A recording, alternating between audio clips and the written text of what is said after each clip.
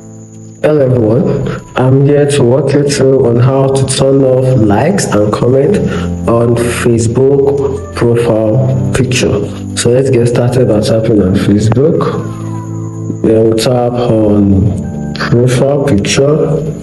Then we'll tap on the profile picture you want to turn off comment and likes for. Then view profile picture, then we'll tap on the three dot icon right here at the top corner. Then we'll move down to edit privacy.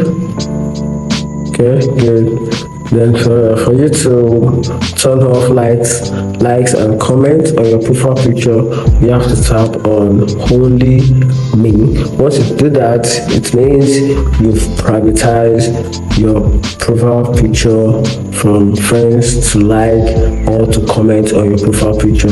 After that, then you tap on done. That's it. Follow for more. Thank you.